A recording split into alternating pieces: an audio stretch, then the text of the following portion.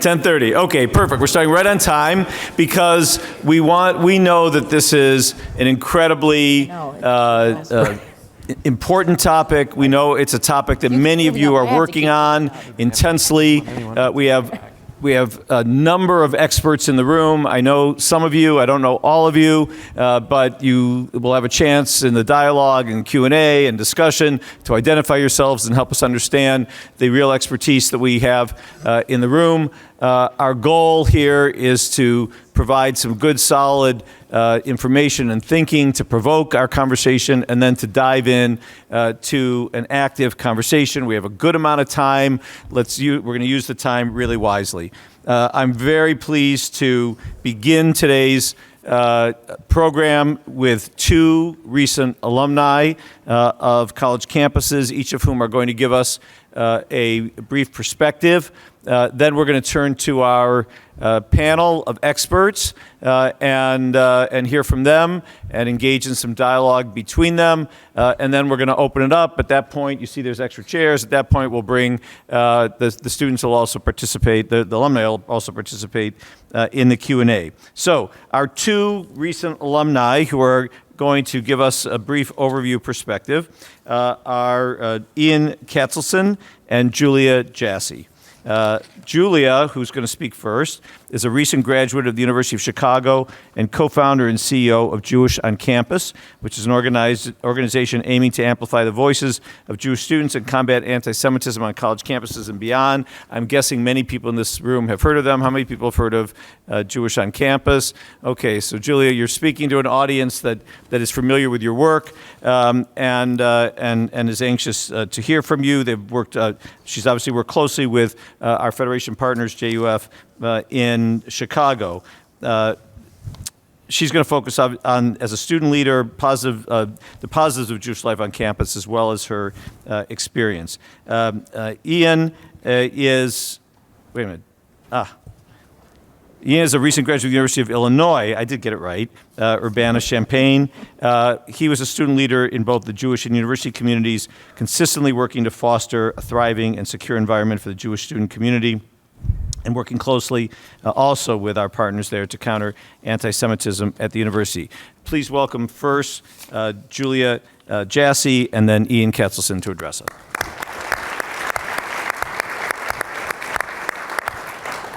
Hi. I'm so glad that you guys know about Jewish on Campus. It's so great to hear. Thank you. My name is Julia Jassy, and thank you so much to the Federation for having me. It's an honor to speak with you all and share the stage with such wonderful leaders. I had the opportunity to speak actually with Ian a couple of years ago at this same conference, so it's great to be back. And also heavy, thinking about what has transpired over the past couple of years. I am the CEO and co-founder of Jewish on Campus, a youth-powered organization combating anti-Semitism on college campuses and amplifying the voices of the next generation of Jewish leaders. I founded Jewish on Campus as a student heading into my sophomore year at the University of Chicago. As we grew, it became clear that students longed for a voice, so we built one. Today, we are a national organization working with students across the country as a network for Gen Z Jewish activism. We leverage the passion of young leaders to effect real change on all levels, from the classroom to university administrators, all the way up to Capitol Hill. I am originally from Long Island, New York. Anyone? Let's go, all right. All right, let's hear it. A place with no shortage of Jews, shockingly enough. Even in my Dix Hills public school, anyone? All right, let's go. I was never the only Jew in the room, until I got to college. My freshman year at the University of Chicago, I decided to join the French club. Of note, I don't speak French. But they had baguettes and cheese when I was a college student, so I joined the French club. And as the token non-French speaker, I sat through most of the conversation blankly until I heard one word that I did recognize, Nazi. I asked why they were talking about Nazis. I told them that my great-grandparents were killed in the Holocaust. And a student from Germany who was studying abroad in the US responded and said, back home in Germany, we don't say that your family was killed in the Holocaust. We say that you took an extended vacation to Germany and never came home. That was my reaction too. And no one in the room knew how to respond. Most people kind of sat there awkwardly and then started laughing awkwardly like you do when you're nervous. And I was the only Jew in the room, so I started laughing awkwardly too because I was nervous and I didn't know how to respond. And I remember calling my mom that night and saying, was this anti-Semitism? Was I overreacting? And she was ready to call the school herself. Yeah, but I said no, and I don't want to be that kid, so I never reported it. But I also never went back to the French club again. And I hated that feeling. I hated feeling silent. And I realized that probably the worst thing about anti-Semitism, worse than being afraid, is feeling silent, feeling like you don't know what to say. And I vowed to never be silent again. So I spent the next years learning about anti-Semitism, starting a nonprofit called Jewish on Campus, dedicated to fighting anti-Semitism. Very nice, okay. Anti-Semitism has been growing on campus for years, quietly in the background. Today, campus anti-Semitism is front page news. We've all heard the stories of professors who lower the grades of Jewish students, peers who draw swastikas on campus buildings, and student organizations that bar Jews from expressing their full identity. Posters of civilians taken hostage have been torn down. The harrowing events of October 7th have been called creative resistance. That's a real quote. Jewish students have been ostracized, harassed, and even assaulted. Meanwhile, as hostages remain in captivity today, 402 days later, campus groups have doubled down. Demonstrations around the country have called for the annihilation of the State of Israel, home to 7 million Jews, many of whom, like my own family, came to Israel because they had nowhere else to go. Never before has this work been more crucial. As we have borne witness to the horror that Israelis faced on October 7th, we now also watch a new horror as campus is filled with professors and students not only defending the violence, but celebrating it. But, and there's but, in this fight against campus anti-Semitism, students are on the front lines. That makes them the unfortunate experts. Their firsthand experience is indicative of larger trends brewing under the surface. What starts on campus doesn't stay on campus. Today's students will be tomorrow's doctors, lawyers, lawmakers, and educators. It's scary to think what may happen if anti-Semitism becomes further normalized. But Jewish students are not staying quiet. The next generation of Jews has every intention of becoming doctors, lawyers, lawmakers, and educators too. We have every intention of fighting for a better, brighter future for our people. Although we are scared, we are strong. And although our hearts are broken, our community is united. The Jewish people have long been defined by our resilience. Strength in the face of anti-Semitism is a tradition that Jews have always inherited proudly. And this generation of Jews is making no exception. We are rising to meet this moment with the strength needed to make real change possible. And through these dark times, that remains my bright spark of hope. I look forward to hearing this timely conversation with the esteemed speakers, and I thank you all again so much for having me today.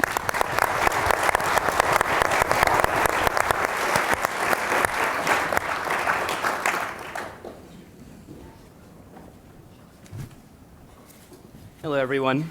Oh, I knew I was going to move this. I'm not. I'm a little vertically challenged. So, thank you, Julia, for your speech. Everything was fantastic, and it's an honor to be speaking with you at this event once again today. The Holocaust did not begin with genocide. It began with words and sentiments that were dismissed or ignored. These then elevated to actions of bias and hate, and then to physical violence. Starting college in 2018, I expected my greatest concerns to be rising tuition costs, stressful course loads, and of course, how often do I really have to clean the floors of my dorm room? However, those concerns paled in comparison to the threats and constant flood of anti-Semitism that I had to experience as a Jewish student on the modern college campus. Modern anti-Semitism does not always resemble the discrimination faced by our ancestors. On college campuses, anti-Semitism is often masked as criticism of Israel and anti-Zionism.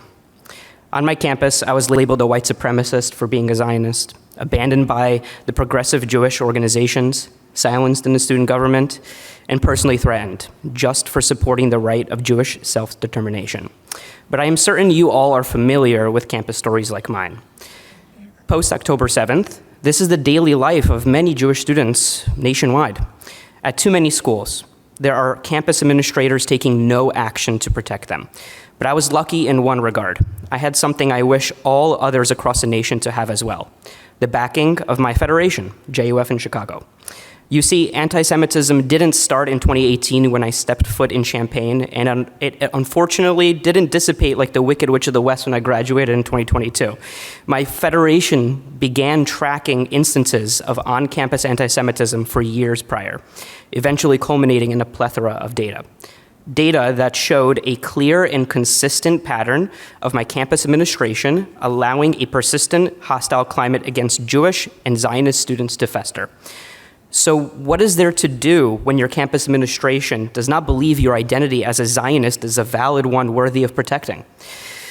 What is there to do when students feel like they cannot enroll in courses due to anti-Semitic faculty? In the beginning of my sophomore year, JUF approached me with an incredible opportunity to leave an impact, not only at UIUC, but nationwide. The opportunity to be a class representative in a Title VI Office of Civil Rights case against my alma mater. This case, filed with the Office of Civil Rights, housed within the U.S. Department of Education, alleged that the university failed to adequately protect its Jewish students, who are legally protected by Title VI of the Civil Rights Act as it applies to discrimination based on anti-Semitism. I ultimately chose to lead this case alongside a few of my peers, and it has truly been one of the best personal and professional decisions I have made in my early adult life. Years passed by with hundreds of phone calls between my legal partners, email exchanges with federation leaders, and meetings between university administrators. In September of 2024, after years of negotiations, I am proud to say that we reached a landmark two-pronged settlement with the university. Thank you. Thank you. Thank you. One prong of the settlement was reached between the university and the Federal Department of Education in the form of a resolution agreement. And that concludes that the university failed to adequately mitigate a hostile climate on its campus. The university committed to publishing a monthly bias incident report, forming mandatory anti-Semitism training for all administration and students, and hiring a campus professional equipped with dealing with campus anti-Semitism to enhance the university's compliance with these new standards. However, in its second prong, UIUC also came to a separate agreement with the Jewish community represented by JUF, Hillel International, and Illini Hillel. The university agreed to extend its non-discrimination policy to encompass all forms of discrimination and harassment of Jewish students, including harassment based on Jewish students' connection to Israel and Zionism. In other words, a public university agreed that Zionism is an integral part of the Jewish student's identity and as such is to be protected. Thank you.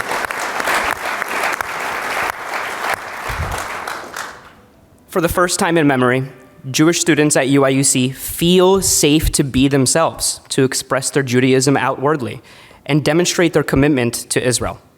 However, our work does not end here. This landmark case is a start.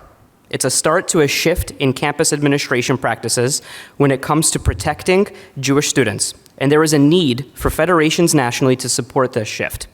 Especially in the communal landscape post-October 7th, Jewish students oftentimes graduate with the inner flame of combating anti-Semitism and Jew hate fired up, with no outlet for this flame to grow. Eventually, I graduated, the case continued, but I left campus. My federation, however, continued to offer resources and opportunities to leave an impact in my professional life as well. Working at a Fortune 50 biopharmaceutical company, I recognized a void existed in my professional realm for Jewish colleagues. Working side by side with JUF, I, along with my Jewish coworkers, formed one of the first Jewish employee resource groups in the pharmaceutical industry, offering a safe space to build a community of support during these trying times, in addition to hosting regular company-wide Jewish education sessions. I was asked what the key takeaways are from my experience. Really, the main takeaway is that this is possible. It is possible to change institutions. It's possible to maintain relationships with the school even through serious disagreement. It's possible for Hillel and Federation to band together to achieve landmark protections. Every federation should invest in this kind of expertise that JUF has to provide year-round support for fighting anti-Semitism and bolstering the work of Hillel so they can create amazing Jewish experiences for students. My story is one that shows that the strides are possible when persistence and support from JF&A is given, and there is every reason to believe that all federations are able to support students and young professionals in the same light. I want to thank you all for the opportunity to speak today, and Am Yisrael Chai.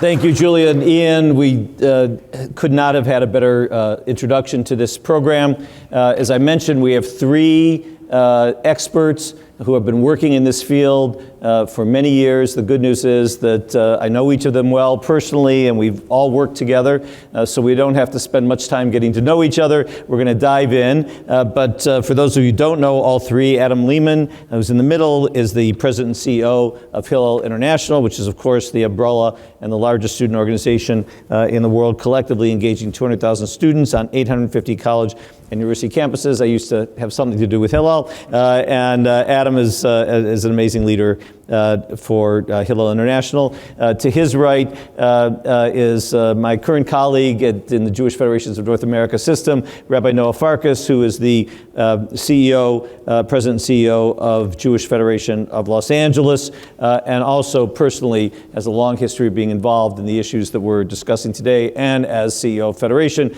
has been deeply involved in the issues that have arisen in the Los Angeles area over the last year, especially, of course, on the campuses that we know so well in Southern California. And finally, to my right, I left her to last because she's going to start the conversation, is Rachel Fish.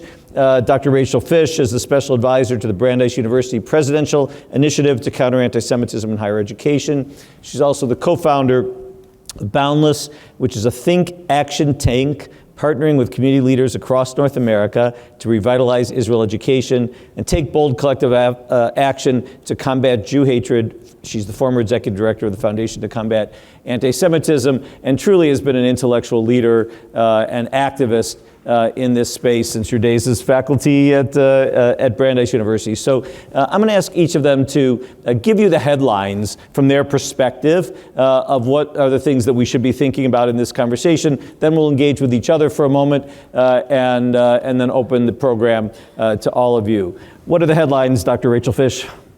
Okay, Mr. Eric Fingerhut. Good morning, everyone. Thank you for being here. Thank you to JFNA for inviting me to present. I work with many of you, and there's so much to be done. That's why I was at the gym this morning. So here's the story. What Julia's doing, what Ian's doing, incredible. Has to happen. Students need to see you all the time as role models for what can be done on campus. And unfortunately, the problems are not solved with students who are only on campus for 4 to 5 years. That's right. I want to be very clear. Do not put it on the shoulders of students. Yes, they have a role, but what we are talking about is so deep, and it did not begin on October 8th. And anyone who thinks it did wasn't paying attention at least 20 years ago, let alone in the 1960s. This is a serious issue that has to be looked at in terms of structural and systemic challenges, ranging from foreign funding, from issues related to faculty and the way in which PhD candidates are developed and cultivated in the fields of the humanities, looking specifically at the challenges that faculty face on campus who are supportive of Israel and Zionism, who feel self-censored and silenced and have and can't get published, will face personal and professional consequences if they actually speak about these issues, let alone the courses they teach. The challenges specifically related to outside detractors who use the sort of campus quad in order to create a very hostile environment for Jews on campus. And then, of course, you have challenges with university leadership. And university leadership here includes presidents and trustees, most of whom do not know that Jews are an ethno-religious community. They do not understand the role of Israel and Zionism in terms of Jewishness and Jewish identity. They do not actually understand Title VI. They need sessions with Eliza Lewin so that they can actually be educated and knowledgeable and sensitized. And here's the other challenge. We have a lot of important work that's happening at multiple levels of these challenges. We have no significant data in terms of the real world impact long term. We don't know. We hope that what happened at University of Illinois will actually have real life implications. We also hope that it will be sustainable, but we have no idea. And I'll tell you this, and you all know this, nobody wants to be a university president. Why would they? Except we need them. And this is a much larger question about higher ed, and I'm just going to end on this note, because like once you wind me up, here I go. Yeah, exactly. So I'm going to end on this note. In terms of higher ed, let's be very, very clear. And I'm going to employ that you all pay attention to Professor Jonathan Haidt's essay, which was written years ago on the telos of the university, the purpose of the university. Yes. If the purpose of the university is to pursue social justice, we have a problem. The purpose of the university is to pursue emet. Notice I don't say veritas because they don't know what it is anymore. Emet. And then that emet, that pursuit of truth, should inform one's pursuit of social justice. Right now, we have morally confused faculty at best. At worst, we have nefarious actors on campus. And we have university leaders who are too often cowardly, who keep their heads down, and are afraid to actually tackle the hard and challenging issues. I'll stop there. So good. Thank you. So good. I think everything I wanted to say. That was awesome. Adam, you probably have the broadest perspective of what's happening on every campus. What are the headlines? Yeah, 4 headlines. Number 1, pervasive. And this goes to what Rachel was describing and what Ian and Julia experienced. These issues are truly pervasive. They're deep, as Rachel just pointed out, in terms of where they were before October 7th and where they are now. 40% of Jewish students are afraid to express their Jewish identity. That is the metric that we have to keep an eye on, and that is the metric that we have to solve.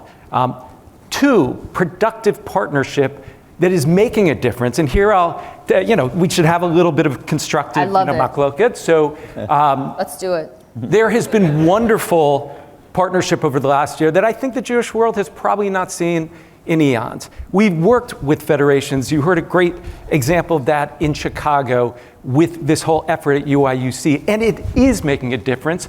Erez Cohen, the executive director, pointed out last night, it has been night and day in terms of the Jewish student experience.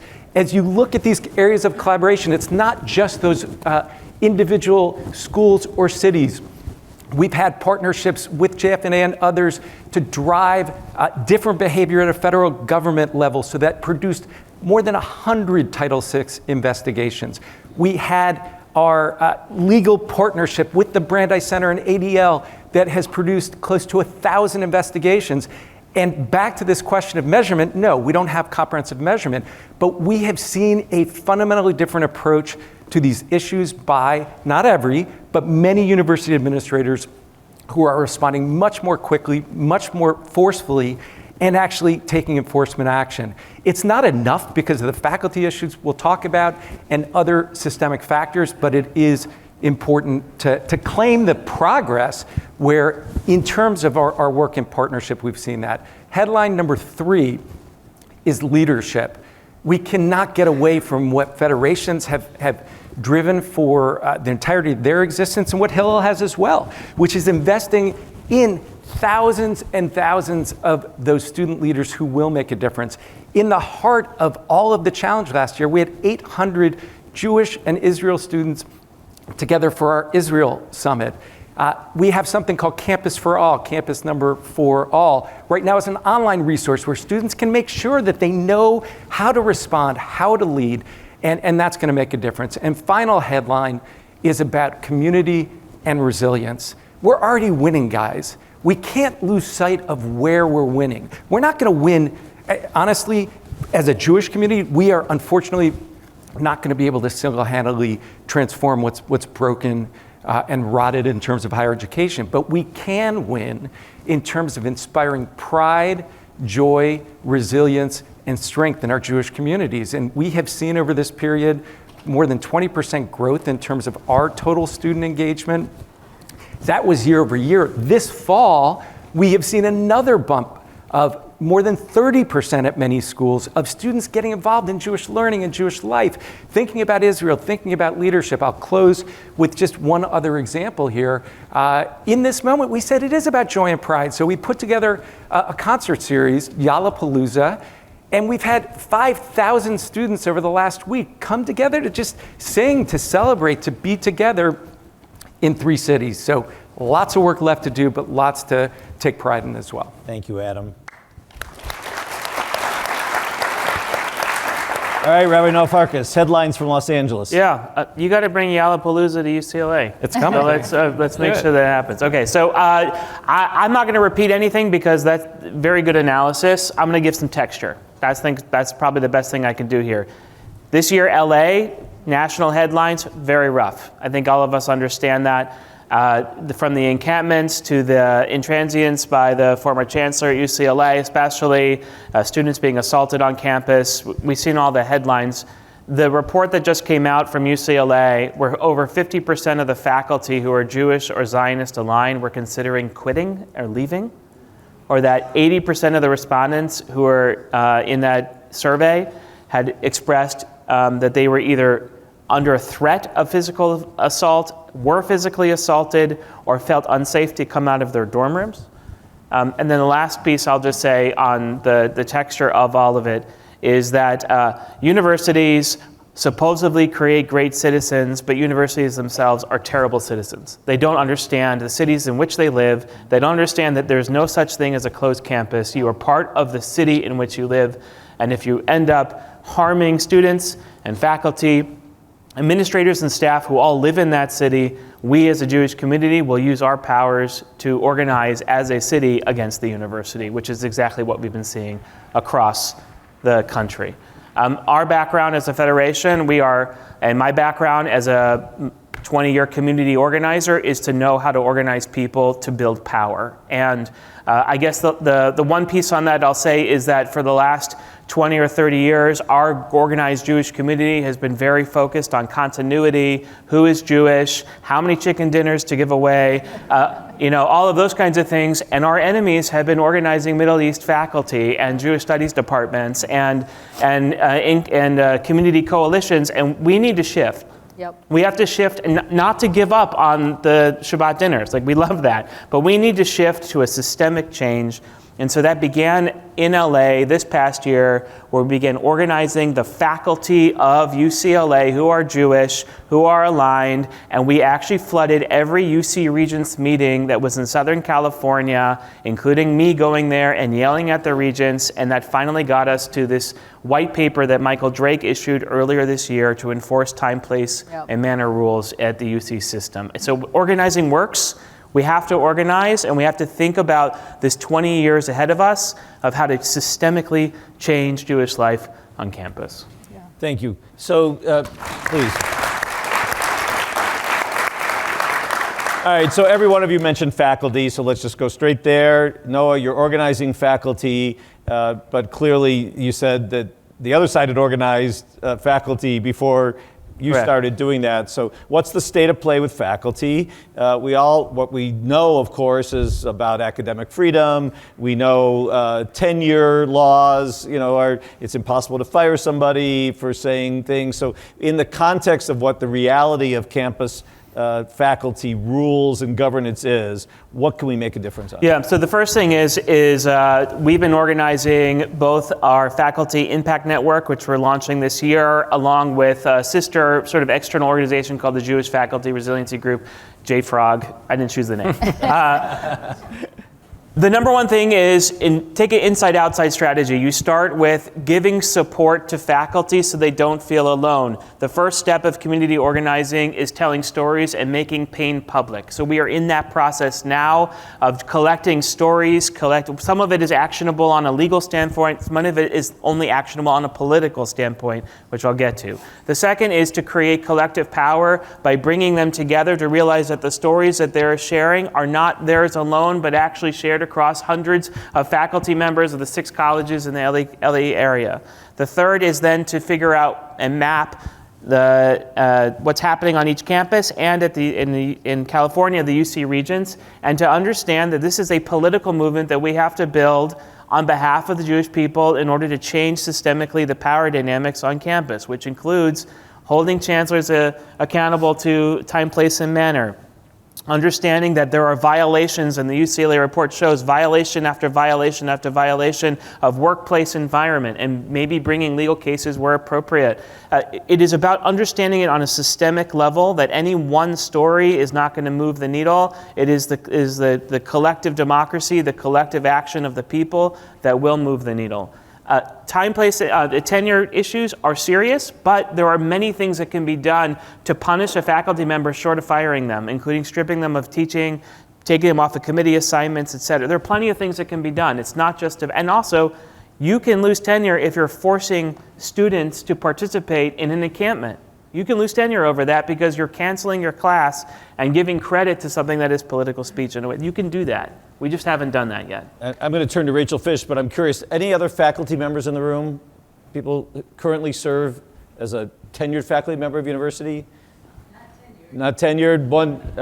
Okay, we have one faculty member in the room. So Rachel, you were a faculty member, and you raised this issue as one of the principal concerns, the principal headlines for you. What's your take on what we should be doing and what can be done even, or is it just hopeless because of the way university governance works? So again, I think we have to look at faculty holistically and understand that you're not going to solve the faculty problem with a magic wand, which we all know. Right. And that these issues have been percolating for literally generations. So we have foreign funding that has influenced certain faculty. We have foreign funding that has influenced faculty in particular departments, and it is not isolated only to Middle Eastern studies. Be very clear about that. And it is not just about, again, those faculty in particular positions, but it is the intellectual framework that those faculty force 100%. Students to be able to refract all ideas through, the oppressor-oppressed lens. And that is very important to understand. So that means you also have to revamp how you actually cultivate and build a new generation of faculty. That's why for some of us who think about reclaiming institutions of higher education, this is a 40-year project, right? Put on your shoes to go run a marathon. It's a 40-year project. This doesn't get solved overnight. The other piece of this in terms of faculty is that you have faculty who absolutely abuse what it means to be a faculty member. If they demand academic freedom, then they also need to demand academic integrity. And most of them do not. They actually fall short, and it's malpractice. So let me give you an example. You tell me why we haven't ever tried, and I know it's a crazy idea, and people will say you can't do this, but we don't know if you can do this. Having a pool of funding that is dedicated to buying out tenured faculty who are the most problematic on campuses. I totally agree. Why not? Because guess what? Most people have a price. So let's find out what the price is. Now that's not very popular, but I don't really care. I'm not in a popularity contest, right? So we have to go on the offensive. And I say that because we're desperate to be nice. We're desperate to be at a table where, guess what? They don't actually care most of the time, not always, but most of the time what you have to say, they are just checking a box that you're at the table. So you need to actually think about what does it look like appropriately, respectfully, to go on the offensive. Now, in terms of organizing faculty who identify strongly with Zionism and who are Jewish, and I separate the two because you can have non-Jews who are Zionists that we need to be building allies with in a very serious and meaningful way. And you have Jews who aren't Zionists. Correct. Of course, of course. But here's the thing. We have to think about what does it look like not only to do what you're doing, Rabbi Farkas, which is really important, but connect them to other faculty through Academic Engagement Network, through Scholars for Peace in the Middle East, to make sure that those faculty can get published, because most of them can't actually get published, to make sure they get invited to speak at certain academic conferences, to ensure that they actually are on the appropriate tenure committees, that they're on the hiring committees. Now, I'm going to say something that's not very popular because I recognize the room I'm in. That's actually not the job of the federation system. That's right. And it actually would be inappropriate if the federation system did it. You want to know why? You're going to get labeled very quickly as being CAIR, Council of American Islamic Relations. What I mean by that is you are perceived as an advocacy group, and the university will say you have no place to interject your ideas, to force your opinion on these matters, and you don't actually understand the way in which the university functions. So you all have to be careful. There is a role for federations, but you have to know what the role is, and it cannot be in a way that actually causes damage to the long-term attempts and interventions that need to be piloted. Can I say something about that? Just because Yeah, I go ahead. believe 100%. Our entire campus strategy for faculty, staff, and students, which we will talk about, is not about getting faculty, staff, and students to agree and pursue our agenda. That's what our enemies do, is to use all of our skills, all of our power, and all of our funding so that faculty, staff, and students can pursue their own agenda. We are student-centered, we are faculty-centered. So I agree 100%. Our job is to use our power, our engine to get behind faculty and not actually do the fight ourselves. Adam, you want to? Yeah, so 3 points on this, 2 inside, 1 outside. First inside point, I'm glad that Rachel mentioned the Academic Engagement Network. Fortunately, we do have some organizations in the community that are dedicated to at least the positive side of organizing pro-Jewish and pro-Israel faculty. And this is critical in part because if we allow these issues to fester at a faculty level, we will see 40, 50, 60% reduction in the number of faculty who just choose to be on campus who are Jewish or who are Zionists. That's inside game number 1. Inside game number 2, I don't want us again to lose forest for the trees. We are in a better position this year. Part of it is the outside pressure I talked about in terms of legal and advocacy. Part of it is inside partnership. And very much to Rachel's point, it is not a federation's job or role to be the counselor and partner to university administrations in really understanding the inner workings of a university. It is our role as Hillel. So we have the Campus Climate Initiative with 100 major universities.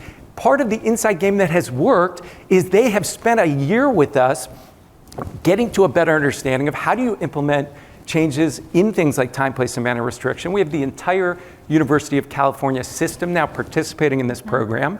We are about to launch a provost track because the next thing we need to do to, from the inside, address this issue is actually better strengthen, empower, and equip the people who are responsible for guiding academic affairs to implement the kind of changes that they can consistently publish out and enforce.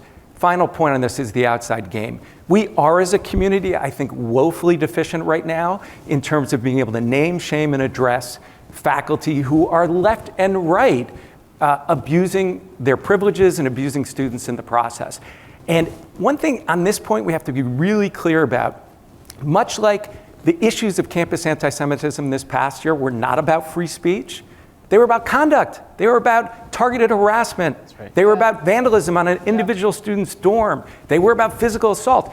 This is not an issue of academic freedom. This has very little to do with academic freedom. This has to do with the health of the institution.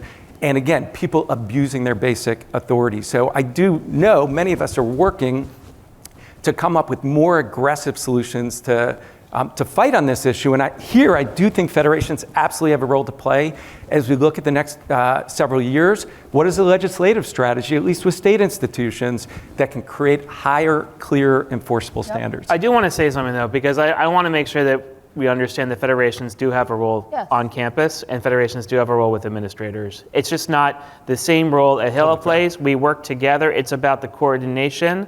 Many of the donors who sit on the boards of those universities are donors to federations, and so it's all about those relationships. So it's not that the more that we try to siphon off and say this is your bucket and this is your bucket and this is your bucket, that's a losing strategy. The winning strategy is this is your strength and this is your strength and this is your strength, and let's coordinate together. Yeah. That is where we have to be, not siloing, but actually de-siloing. Totally, and given the context here... I have no control over that. Hey, it's okay. Sorry. Given the context here, I was amplifying Rachel's point, which I understood to be more, the Federation exec is not going to be the person at the front of the training room training on faculty governance, but Federation partners have been critical. Again, we celebrated what is truly a landmark agreement at UIUC that only happened because of the leadership of John Lowenstein and Lonnie and so many others at JUF who drove it forward.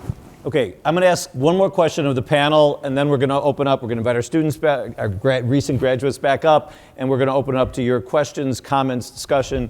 And of course, I'll just urge you as you're getting ready to make those comments or questions to keep them as brief as possible so we can have as much time as we possibly can to engage as many people in the room.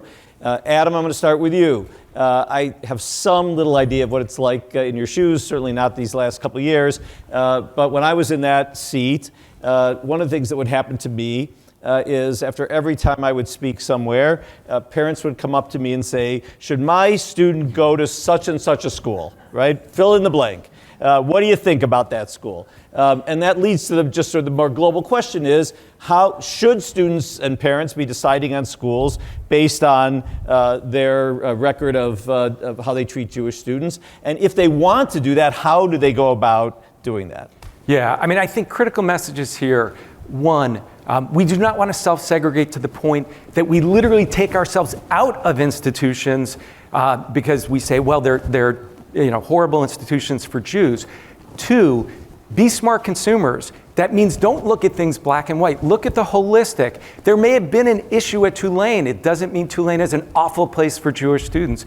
Talk to Jewish students who are there. Talk to Hillel professionals, Chabad, Shlichim who are on campus, and others to get a real sense of what is happening at that university. We should vote with our feet, for sure, but be informed.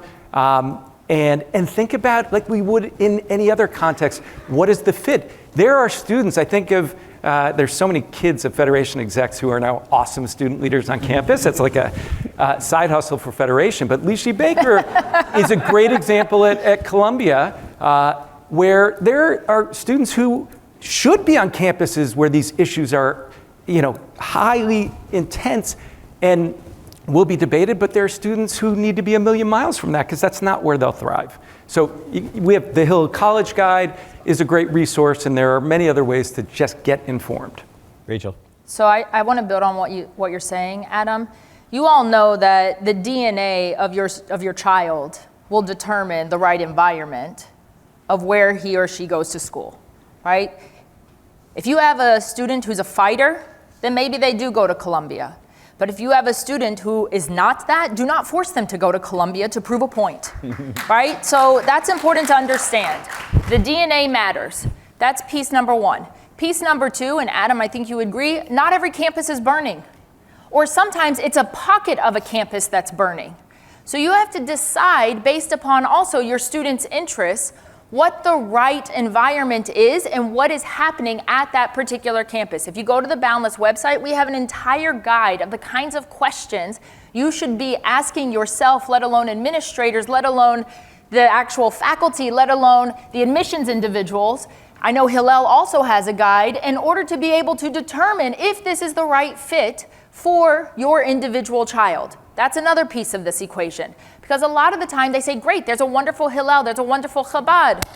All good. Not all good. Sometimes not all good. So you really have to be able to do your homework on that front. Another piece of this is that a lot of individuals, I'll tell you, the biggest questions I got in the year 2023, 2024, where do I send my kid and who do I vote for? Thankfully, one of those is done, right? But the other one I'm still asked all the time. And I'm going to say something that also isn't popular. You all need to decide if you want to pay $250,000 to have all of your values undermined. You need to make that decision. Now, I'm not saying leave campuses and make them all Judenrein, but I am saying it is important to recognize that some places the rot is so damn deep that you can't escape it. And if you're desperate to send your kid there because of some reputation or some legacy, get over it. Get over it. There are 4,500 institutions. There are 4,500 institutions of higher ed. You do not need to send them to Columbia, Harvard, and Yale in order to get a good education. There are many other options on the table. Do not succumb to some desire to have allegiance to an institution that actually hates Jews. Noah, you want to add anything? It's not black and white. 72% of the most wealthy and powerful Americans went to one of those colleges. And if you think your child might be that, as most Jewish mothers do, you should consider that. Also, I'm a lean in, not a lean out person. I really believe that we should change institutions. Obviously, your student shouldn't necessarily be the front-run fighter in that process, but the minute that we don't engage in American civic culture is the minute that we start losing as a Jewish community. So I think we have to engage. I'm going to stand up while we put the students, the graduates up in 2 chairs. I want to make 2 quick comments before I call on the first person. The couple references have been made to Chabad, and somebody went like that. So you should know Rabbi Yossi Gordon, who's the head of Chabad on campus, is with us. Rabbi Gordon. Eric, come sit here. Eric, come sit here. Thanks. The second, I forgot what the second comment is. Okay. No, I was about the question of whether we should send our students to certain elite campuses. I just wanted to give you a little anecdote, which is recently we were hiring for a particular position at JF&A, and I never care about what college somebody went to. I always look at their qualifications, their communication skills, whatever it was. But I did happen to look at the 4 resumes that the recruiting team put in front of me. Every single one of them was Columbia, Harvard, or Yale. So we do, and by the way, if you look at the editorial board of the New York Times, if you look at the congressional staff rosters, if you look at probably the mid-level at the White House, you're going to find an overwhelming percentage of people from those institutions, which I think adds to this tension between the position that Rabbi Farkas took and Dr. Rachel Fish took. Okay, who wants to go first? Lauren Steinberg has a microphone right in the middle. Gentleman right near her, you get to go first. Name, identification, if you... Thank you. Social Security. Social Arthur Security. Sargent, I'm the Chief of Staff Annual campaign gift. No, go ahead. Old school. of CAM, but I want to ask my question as a board member at Northeastern Hillel in Boston, where 20 years ago we hardly had Jewish life on campus, and last academic year we have really good data. They engaged more than 1,300 Jewish students. Each Shabbat has more than 100 students, and they can't even fit them in the house anymore, and it's really thriving. And the university has done everything right. They're the only school in Boston who cleared the encampment right away. They've disciplined students, expelled students. They've said From the River to the Sea is an anti-Semitic call.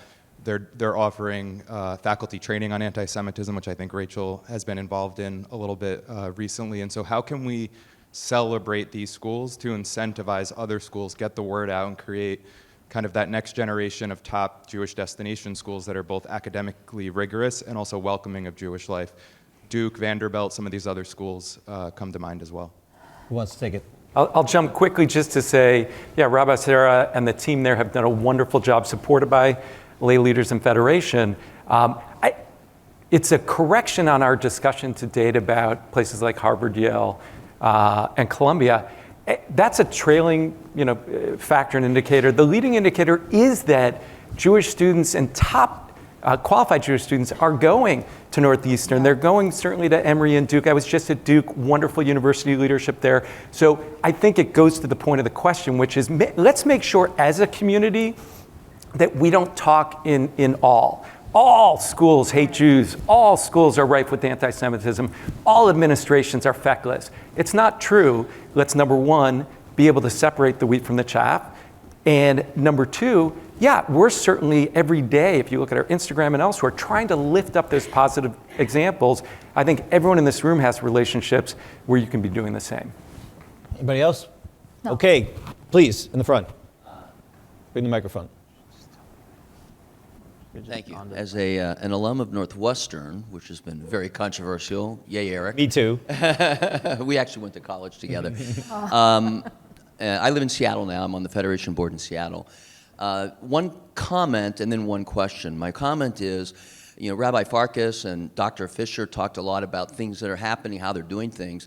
It just struck me that it would be very helpful, and maybe I don't know about it, if there was a playbook that could then be distributed to different communities, especially smaller communities that don't have the resources of a Los Angeles, so that they can sort of put together a go-to action plan as opposed to trying to figure it out themselves. So that's just sort of a general comment, and maybe that's something the Federation could drive.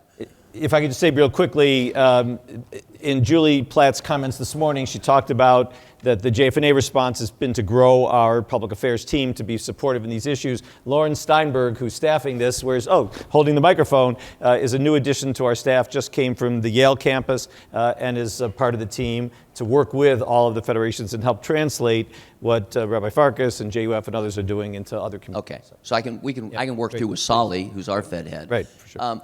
A question which I think is really critically important. I think it's absolutely important that we deal with university level.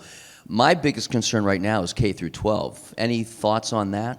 I'm happy to do an entire lecture on our ethnic studies approach and our very successful work in K-12, but that's not this panel. So I just want to make sure we stay focused. But come find me afterwards. There is a panel also tomorrow or later. someone Yeah, else. right? there is a panel on K-12, and I urge you to look on your you got a lot on your app. Yeah. Gentlemen, Veteran Foreign Affairs. Jewish War Veteran. the Jewish War Veterans, representative on Veterans Day, sir. Yes. Thank you for your service. Thank you. I appreciate the acknowledgement. My name is Chuck Miller, and I am with the Jewish War Veterans, America's oldest active veterans organizations in the country. And this is my third conference that I've attended this year. First being AJC, then the IAC, where I've sat in similar meetings like this discussing the issues with respect to anti-Semitism on universities.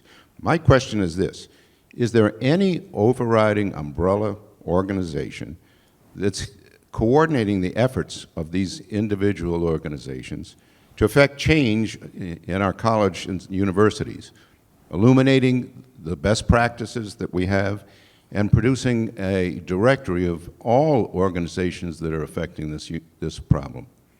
So it's an excellent question. I'm going to let whoever would like to answer it. I do want to start by just noting, especially for those of you who are on boards of federations, that we do work very, very closely with each of those organizations. You mentioned two particular, IAC and AJC, the CEOs of whom are in touch with each other constantly, with us, and our teams are in touch as well. That doesn't mitigate the point you're making. I just want to make sure people know. Who wants to take this first? So I just want to respond because you're 100% accurate. And we missed the ball 20 years ago. And what I mean by that is we never had an umbrella organization that actually said, let's clearly delineate all of the particular lanes, whether it's K through 12, higher ed, social media, traditional media, municipal elections, federal, etc., interfaith, right, community, civil organizations, etc. It didn't happen. And part of the reason it didn't happen, I would argue, is that much of the institutional organizational work was focused on social welfare. Now, social welfare is very important, but social welfare alone doesn't allow for a State Department. And the Jewish community needed a State Department, and we didn't have one, which meant we weren't thinking proactively about how to go offensively in every single one of those lanes. So this is a serious challenge.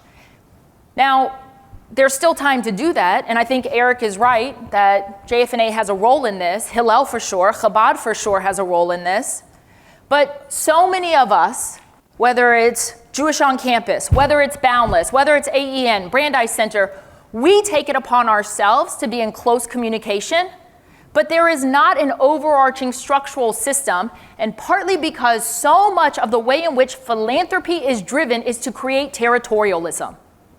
Well, that's a losing way to approach this. And guess what? The other side, not doing it. They are focused, they are clear, and they have a very clear understanding of how they want to go about destroying Western civilization. And we're not there. Very quick addition. It's a critical comment, and I agree with much of what Rachel just shared. I don't want us to underestimate the intense partnership and coordination that happens every day across organizations. Number one, there are entire organizations who exist solely to coordinate across domains, like the Israel on Campus Coalition, that is functioning, that is working, that is addressing within its own its issue. Hillel's, as Rachel alluded to, absolutely, when it comes to not only student impact on campus, but administration facing, is doing that coordinating day to day. What I do think we're lacking is less campus specific or issue specific.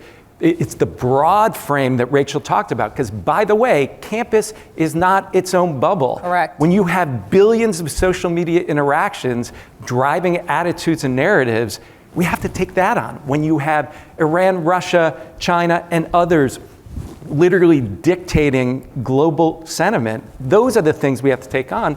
It's a tall order. I don't think we can give up, but it is a tall order. Julia, you just started a new organization. Do you want to address the question? Yeah, absolutely. And as an organization that's been lucky to work with a lot of folks within those different coalitions, I think that's the strength and importance of organizations like Jewish on Campus that create platforms, voices, and opportunities for young leaders. Because what we've seen amongst a lot of Gen Z, and I know that there have been studies that have been put out about this issue, is that Gen Z as a whole has the most anti-Semitism as a sentiment, as a norm, compared to the generations before us.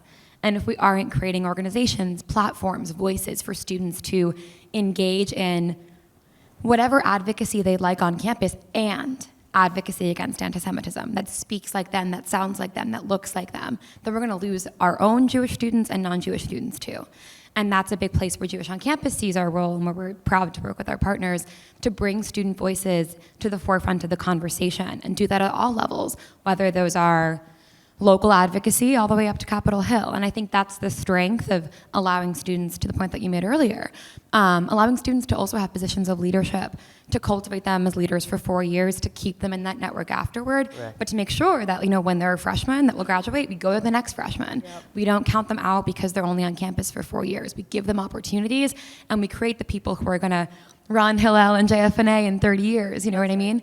And if we have those strong leaders now, we're countering a problem that we're going to face even worse in 30 years, when anti-Semitism amongst Gen Z is now anti-Semitism amongst members of Congress, presidents of universities. Thank you. Last word on this question. Last word. Yes, I have a completely different opinion. I don't think we need to build a new organization. That is such a waste of money and time. I think that it's about building coalitions. It's not about we, the Jewish community, love the alphabet soup. We love building things. We spend a lot of money on infrastructure. I just think that we just have to do the work and do it in coordination with each other. That's always been the Jewish way. We've been very effective doing that. There might be one person who we can hire to help us convene or coordinate. And I do think that this is a role for federations. Our job is a convener of the Jewish community. That's what we do. In LA, we built an anti-Semitism roundtable, not to run it, but to convene it. And it is probably the only one in the country that is very effective at working together. And I don't think we need to be obsessed with another J something that would then have to worry about the bylaws and who's a member and all that. We just got to do the work.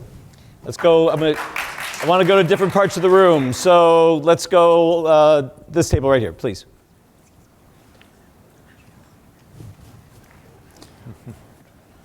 We need 2 mics.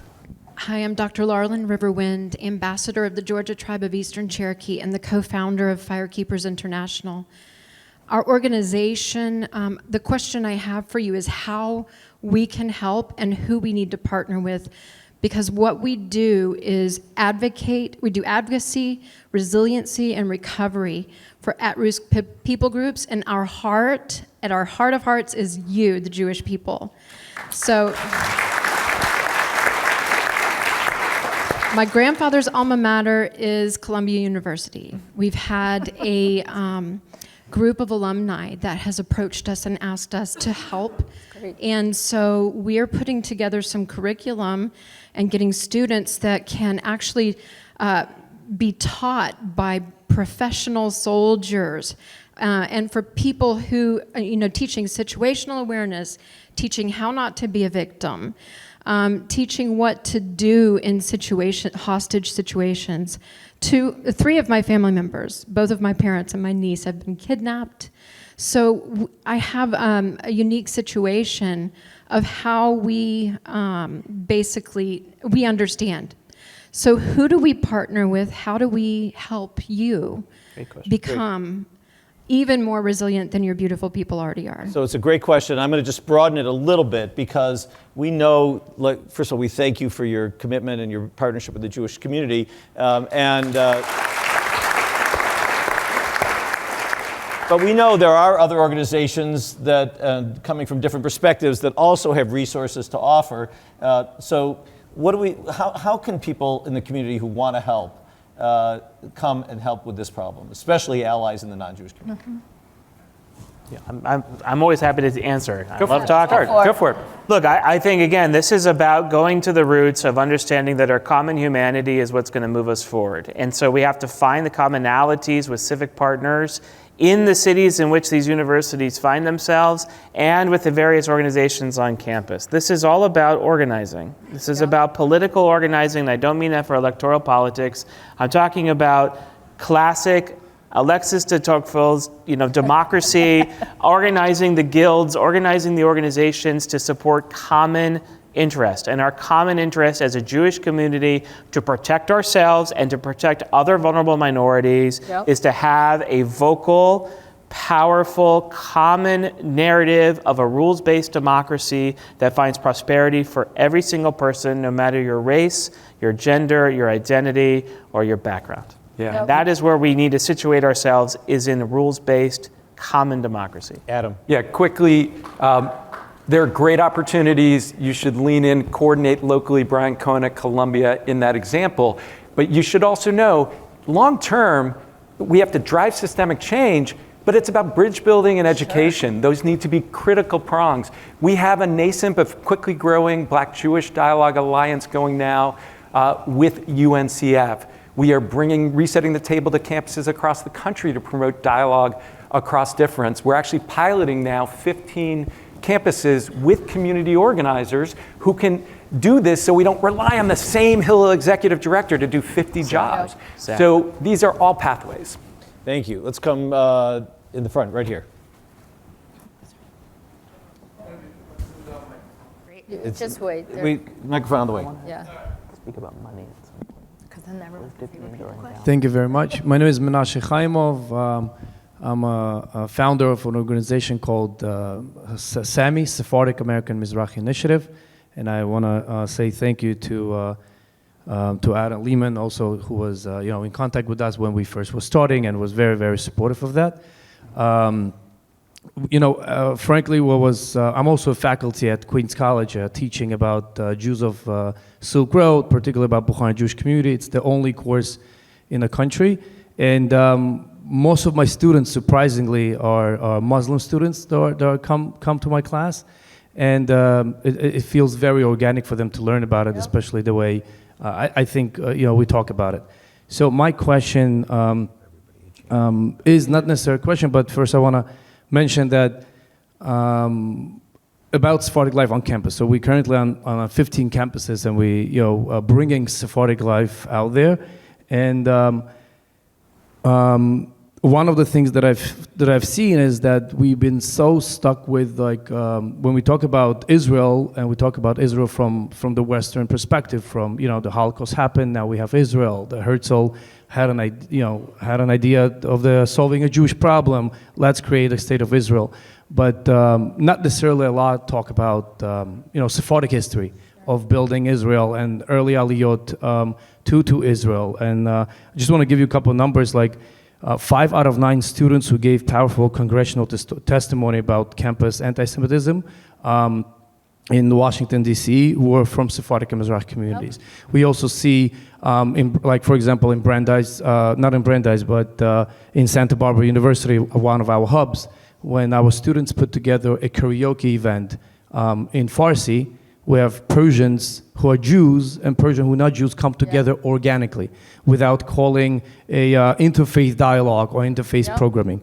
So my question is, and I believe that the second largest population in America is Sephardic and Mizrahi community. So the question is, how is it reflects in your work, in the curriculum that is building in a faculty, in the staff, and what can we do more to incorporate that? Because I think when somebody screams, go back to Poland, and our students scream back, I'm actually from Syria, and then they have a dialogue in Arabic, I think that would be more powerful and we could win those. Really important question. Thank you for your work. Julia is going to go first, and then Noah, because I know Los Angeles has a huge Persian Jewish population. Please. Yeah, I'll start off by saying I'm a member of the Sephardic community as well. So half and half, if you heard the Holocaust story earlier, that's still true. My mom's family is all from Israel. And I think that's a big part of the problem. When I first started being a part of this conversation, I would often get the same comments, and I still do get the same comments. And my Zionism, my belief that Israel should exist, obviously is informed by my Jewish identity, but it's also informed by the fact that my mom's family is from Iraq, Yemen, and Spain, and couldn't really be from anywhere else other than Israel. But I think that's a big part of the conversation. The standard American doesn't really know that. When the standard American thinks about Jewish history, they're not thinking about history in Iraq, Yemen, and Spain. They're not thinking about history in Syria. They're thinking about what we're learning about the Holocaust, learning about history in Eastern Europe. And I think that's a big part of the conversation. It's not the fault of the standard American to not know that history. It's the fact that we don't understand what anti-Semitism is more broadly, and the history of anti-Semitism as well. I mean, to go back to my story of being from Long Island, I went to a public school where probably half of every class that I was in was Jewish, and the only time that anti-Semitism was ever mentioned was in a really gruesome PowerPoint once a year about the Holocaust, and that was it. We learned about the Inquisition, and the word Jew was never a part of the conversation. And so I think that's now, as we're looking into students and how they're building inroads on campus, how they're able to be a part of these conversations, how they're bringing in non-Jews into their coalitions and talking about anti-Semitism, teaching young people how to have these conversations. Because personally, as a person who just came off campus, and this was a part of my experience as well, I think that will make the connection to Israel. Of course, Ashkenazi Jews have a connection to Israel as well, but the connection to Israel, the demographics of Israel, the majority of the population being at least half Sephardi as well, I think that's a big part of the conversation and how we're able to engage young people in that, and also have that reflected in our leadership so we can see it, not just talk about it. Noah. Yeah, very quickly. First of all, you should just come to LA. 50% of our Jewish community in LA is Sephardic or Mizrahi origin, and only 50% is Ashkenazi. So, we're a federation that celebrates Nowruz, for example, right? So, our Campus Impact Network professional that works for us but works with Hillel directly, Jasmine Brooklyn, is a Sephardic. We're working very closely with Yasmin Ohabsian, who is developing an app to mobilize students on campus. It's the amount of work that we do. We're probably the largest funder of Sephardic and Mizrahi Jewish life west of the Mississippi. And we're very, very excited with the work we do with Jimena and others. So please come to LA. You'll just see it. If people don't understand, the encampment that happened right around Passover, the majority of the encampment people were white, and the majority of the pro-Israel Jewish community were Mizrahi. Yeah. And it's crazy when you look at that, but this is the truth. So I like to say that what comes out of LA is not just movies, which you get previews of the future, you get the previews of Jewish life of the future, and that's what it's going to look like, and we have to lean in anymore. So thank you very much. That's great. I'm going to go back to the back of the room, all the way in the back. The woman in the back, the faculty member, tell us. Yes. I think we have 10 more minutes. I've been teaching classes on the Arabic for a long time, and that's why I'm just sharing it as context. I want to go back to the details, maybe, of strategy on campuses. There are three things that I've been preaching to the choir and feel like they're falling on deaf ears. One is once we have Title VI investigations and they're successful, why don't we include a requirement to have a training for all faculty that has to do with teaching divisive topics in the classroom? I personally developed one. I know there are other people like Rachel and others. We just need to make that a requirement. They make faculty go through trainings about harassment continuously. This is like an obvious step. Yep. The second thing is, before we do some more radical things, why don't we try and infuse Jewish studies departments, the smaller ones, with funding? We can't compete with the Qatari money, but $1 million, $2 million, $5 million contribution to a Jewish studies program is tremendous and would change its position within the liberal arts college. It would make our voices more meaningful. And the third one is, there's an institute, and there are others, but there's an institute that I was placed through at UIUC. It's the Israel Institute. It places Israeli academics on American campuses. It does it very successfully. I've just mitigated. I was a matchmaker between the USF and them. They're going to have a fellow. Why don't we explore that? Let's just work on this. There are things that we can do immediately. Thank you. Yeah. Rachel Fish. You're naming very important interventions. I need to add a little bit more texture or color to it. Title VI faculty training should be a no-brainer. They can come to you, they can come to me, they can come to Campus Climate Initiative, they can come to Brandeis Center. We can all do it, and we should be doing it in a coordinated way because there are 4,500 institutions of higher ed, right? So not one entity can do this. So that should be yes. Number two, I want to say this very clearly as someone who has been in the field of Jewish studies and Israel studies and chose those fields because of my interests intellectually. Jewish studies, unfortunately, on some campuses is a singular problem. You have faculty who absolutely, from their position of association from Jewish studies or inside Jewish studies themselves, decide that they want to be the ones who advocate for the demise of the Jewish state. You have the Association for Jewish Studies, the umbrella organization, who recently put out a position that said you shouldn't allow your institution to engage in BDS, but it's okay if some of your individuals as faculty would like to do so. Really? That's where we are? We also have Jewish studies in general that for a very long time has chosen not to include Israel studies. Why? Because they preferred Dara Horn's approach of only talking about dead Jews. It's much more comfortable. Now, Israel studies, which again is my home, also has been problematic. You have a lot of faculty who identify as post-Zionists or who say they can't talk about October 7th because it's too contemporary and journalistic, who are talking about the most obscure ideas in the field of Israeli history or Israeli thought, and can't at all serve as role models for their students. They have Israel faculty who come on campus and then stand before a group of students and say, I, as an Israeli, am telling you we're committing genocide. That is not helpful. Now, obviously, the Israel Institute with the Schusterman Center and Ariel Roth and Erica Falk, they're important. They're necessary. Often you have faculty who come on campus who can be wonderful faculty who never build relationships with students, who are so focused just on publication. That can be changed, Rachel. Maybe, right, maybe, but maybe not. Hold on, I just want to say, this is a problem of the pipeline, once again, of how you are training faculty in the humanities. So I'm not saying no. I'm saying it's a very, very complicated. And I just want to say one other thing. Alex Thompson, are you still in the room? I thought I saw Alex. There has to be a sociological study that's done specifically on Mizrahi, on Jews who come from Russian-speaking backgrounds, and Jews whose families convert to Judaism. Because these are the students who are speaking up the most. These are the students who are showing the most pride. And so we have to be able to have a much larger, robust discussion as a Jewish community about what is happening within those family dynamics in education that is quite different than the Ashkenazi.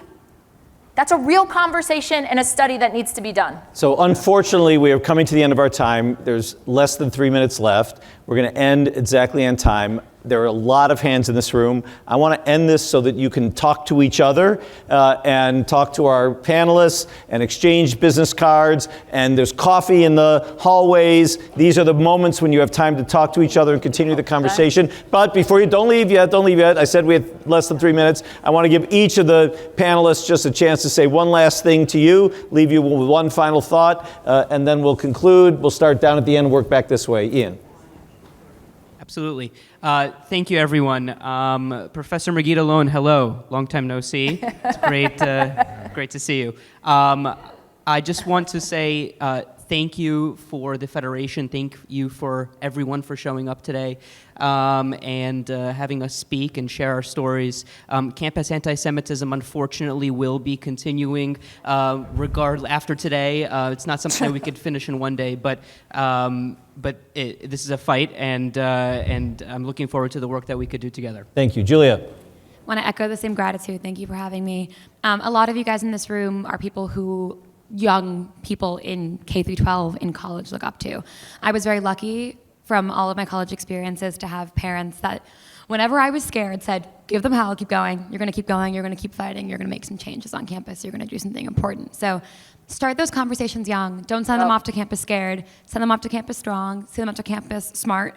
And keep pushing them and motivating them to go forward because they can make real change if they put their hearts to it. Beautiful. Rachel. I just want to say that each of you has a role. Do not think for a minute that you're abdicating your responsibility to all of the organizations either we represent or that are around these various tables. If you don't feel like you can look in the mirror at night when you are brushing your teeth and feel like you've done enough, then go do more before you go to bed. Adam. The situation on campus, while challenged, is fortunately better than many people realize. There are Jewish students thriving, doing well, so we need to keep telling those stories even as we fix what's broken. And back to what Rachel said, not only can you do more, we don't have to wait for Godot when it comes to the perfect solution or perfect organization. Invest in the organizations and interventions that are working already today. Noah Farkas gets the last word. Okay, it's a Federation conference, so I'm going to talk about Federation role. We absolutely have a role to play in this. And I want to thank Daniel Gritzman, who's our vice chair, who pushed us. We are dipping into our endowment to double our gifts and grants to Hillels across Southern California. Good. Because of you. So I want to thank you. We're working with Adam to build a new Hillel building at the Claremont Colleges, which is essentially the Gaza University of Southern California. And that's going to be our beachhead to move forward there. This is a long-term fight. The federations have to get involved. You have to dig deep. It's more than a crisis. This is a systemic issue. Yep. We as federations have a role to play, and we shouldn't just allow things to happen. We have to be proactive, not reactive. Join me in thanking Noah Farkas, Adam Lehman, Rachel Fish, Julia Jassy, Ian Katzelson. Thank you all for joining. Thanks.